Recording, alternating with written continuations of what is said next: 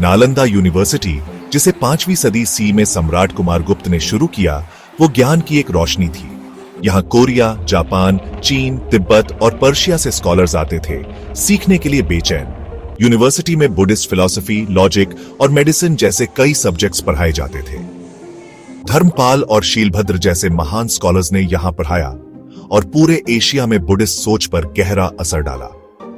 नालंदा सिर्फ एक यूनिवर्सिटी नहीं थी, ये हमारी इंटेलेक्चुअल कल्चर और दुनिया भर में हमारी शान का प्रतीक थी।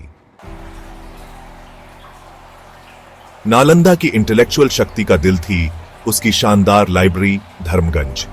इसमें 3 बड़ी बिल्डिंग्स थीं और यहां अलग अलग सब्जेक्ट्स पर मैन्युस्क्रिप्ट्स का एक जबरदस्त कलेक्शन था। यह लाइब्रेरी रिसर्च का एक जीता जागता सेंटर थी, जहां स्कॉलर्स बड़ी मेहनत से टेक्स्ट्स को कॉपी और ट्रांसलेट करते थे। ऊंची ऊंची शेल्व्स मैन्युस्क्रिप्ट से भरी हुई पढ़ाई और लगन का माहौल बनाती थीं। यह लाइब्रेरी नालंदा की आत्मा थी, दिमाग के लिए एक सुकून की जगह। 1193 सीई में मोहम्मद बिन बख्तियार खिलजी का इन्वेजन नालंदा के लिए एक काला अध्याय लेकर आया। खिलजी की फौज, जो अपनी स्पीड और बेरहमी के लिए जानी जाती थी, उसने इस शांत यूनिवर्सिटी पर धावा बोल दिया। जो मंक्स और स्कॉलर सिर्फ पढ़ाई में लगे थे, वो इस इन्वेजन का सामना करने के लिए बिल्कुल तैयार नहीं थे। ये हमला बहुत ब्रूटल था। हमलावरों ने हर तरफ तबाही और दहशत फैला दी। मंक्स को मार डाला गया और इस पवित्र इंस्टीट्यूशन की शांति भंग कर दी गई। नालंदा की ज्ञान और रोशनी की दुनिया तहस नहस हो गई। खिलजी के इन्वेजन का सबसे दिल दहला देने वाला हिस्सा था नालंदा की महान लाइब्रेरी का विनाश। हमलावरों ने लाइब्रेरी की बिल्डिंग्स में आग लगा दी। सदियों का ज्ञान राख बन गया। आग की लपटों ने उन अनमोल मैन्युस्क्रिप्ट्स को निगल लिया, जो इंसानियत के लिए एक बहुत बड़ा नुकसान था। ये आग ज्ञान के लिए एक अंधकार युग जैसी थी, एक बहुत बड़ी ट्रेजेडी। जो मंक्स और स्कॉलर्स बच गए, वो बिखर गए, उनकी जिंदगी भर की मेहनत बर्बाद हो गई।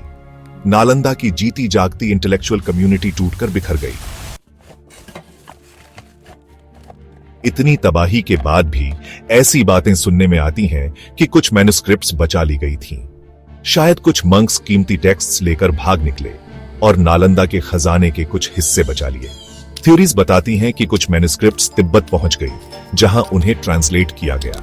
नेपाल, जिसके नालंदा से गहरे रिश्ते थे, वहां भी शायद कुछ छुपे हुए कलेक्शंस हों। इन खोए हुए खजानों की तलाश आज भी जारी है, जो इस ट्रेजेडी के बीच एक उम्मीद देती है।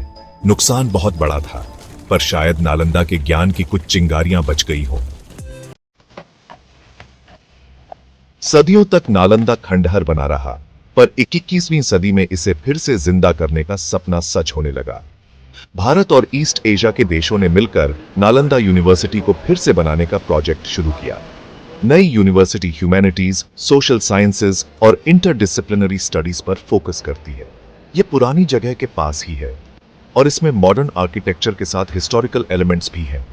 2025 तक नालंदा यूनिवर्सिटी एक फंक्शनिंग एकेडमिक इंस्टीट्यूशन है, एक उम्मीद की किरण। इसे दोबारा बनाना दिखाता है कि जो खो गया था, उसे हम फिर से बनाने के लिए कमिटेड हैं। नालंदा की कहानी बनने, बिगड़ने और फिर से उठ खड़े होने की एक जबरदस्त दास्तान है। शुरू में इसकी तरक्की ने दिखाया कि भारत ज्ञान के लिए कितना कमिटेड था।